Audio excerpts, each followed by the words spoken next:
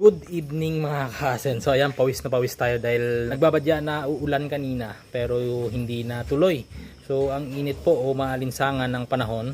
Ito na po yung ating sauna ng anak, yung in-upload ko kanina. At nanganak lang po ito ng 9 na piglets. Ito po ay ika-8 na parity na nito o ika-8 beses na itong mga anak. So 9 lang na piglets ang kanyang nilabas. Ngayon, inilagay ko rito sa crates dahil mag-inject tayo ng Super 4 B complex sa ating saw. After mga anak po, ang aking ginagawa dito sa saw ay nag-inject po ako ng Sustalin LA pero wala tayong stocks ng Sustalin LA. So kapag nanghingi ito ng pagkain, katulad ganyan na nanghingi, binigyan ko ng Premoxil kasama sa feeds. Sobrang konti lang. Yan, dumami na lang tingnan yan dahil nga may tubig. Pero inamoy niya lang, hindi niya kinain. So mamaya madaling araw kapag hindi niya to tanggalin na po natin yan.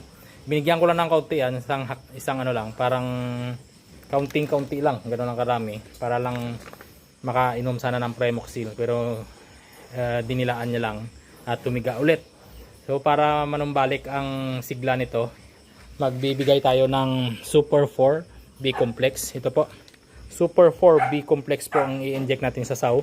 5 ml ang ibibigay natin.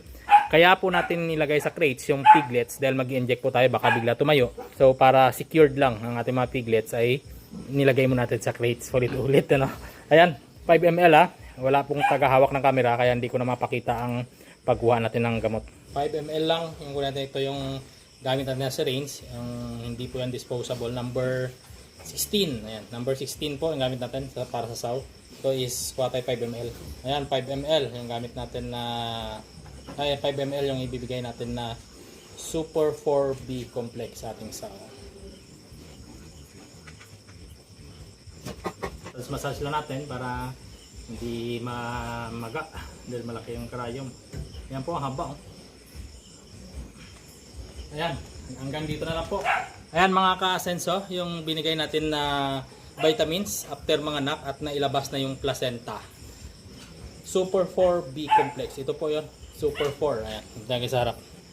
Super 4B complex. Ayan po, gawa po yan ng Battlecock. Kaya sa Battlecock, lagi kang lamang. Bukas po, magbigay tayo ng Premoxil 5 grams twice a day, 3 consecutive days para mabilis pong makarecover ang ating inahin. Kung may infection man, hindi na po tutuloy dahil nagbigay tayo ng prevention Premoxil. Ayan po sa vitamins naman, Super 4B complex. Gawa ng Battlecock. Kaya sa Battlecock, lagi kang lamang.